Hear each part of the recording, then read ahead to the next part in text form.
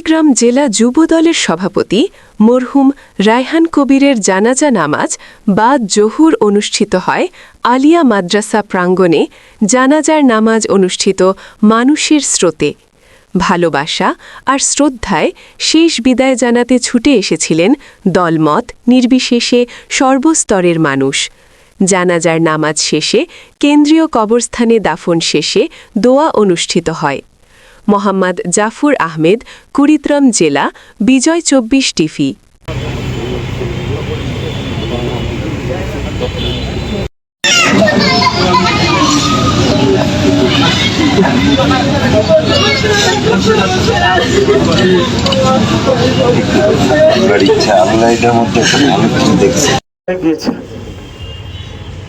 আমার বড় সন্তান, আমি শুতে যাব, আমার পাশে দাঁড়াবার বাবা এত বেশি কষ্ট পেয়েছে। বাবা, তোমাকে একটু জড়ায় ধরবো।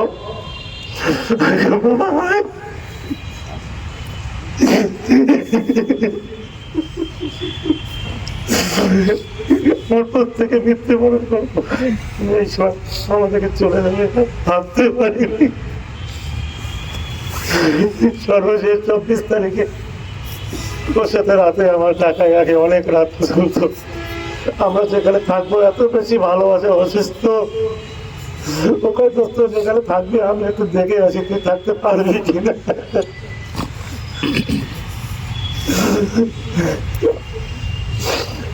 কষ্ট। আমরা একদিকে আমাদের বিএনপির পরিবারের অভিভাবককে আমরা হারালাম, আমাদের মা দেশ থেকে বেগম খালেদা জিয়া, উনি চলে গেলেন, আমাদেরকে ছেড়ে চলে গেলেন। রাখায় আজকে আমাদেরকে ছেড়ে চলে গেলেন। আমরা বিএনপি পরিবার, আমরা সব আমরা সবাই আমাদের মায়ের জন্য, দেশ থেকে বেগম খালেদা জিয়ার জন্য দোয়া চাই। আপনার দোয়া করবেন, রাহাইলের জন্য দোয়া করবেন। ধন্যবাদ সবাইকে। আসসালামু আলাইকুম। এবারে আমি বিনীত অনুরোধ করছি কুড়িগ্রাম জেলা যুবদলের সম্মানিত সাধারণ সম্পাদক জনাব নাদিম ভাইকে তার মূল্যবান কথা বলার জন্য।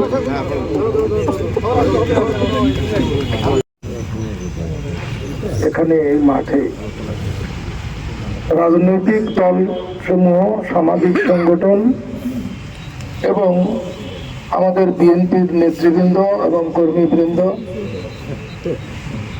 সবাইকে সালাম জানাই। আসসালামু আলাইকুম ওয়া রাহমাতুল্লাহি ওয়া বারাকাতুহু। রায়হান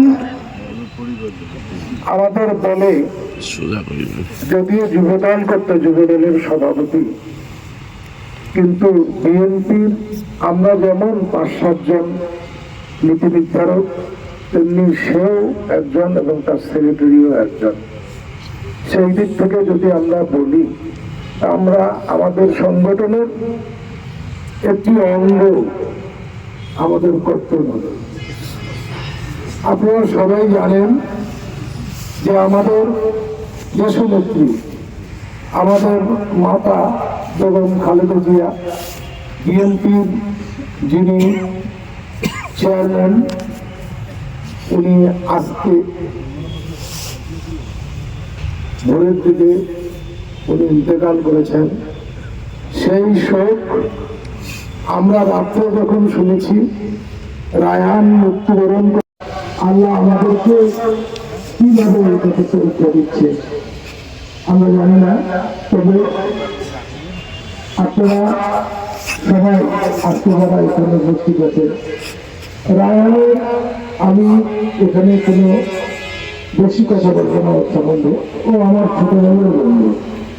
আমি একটু রাগ কাটা লাগে, আমি সবসময় রাগ করতাম। বিশেষ করে রায়হান, নাদিম, আমি মন এদের উপরে প্রচন্ড রাগ করতাম। কিছুক্ষণের মধ্যেই আমার ঘুরে এসে রয়েছে, ভাই আমার দোষ কি বলেন তো, আমি ঠিক করি, আমার নিজের মাথা এতটা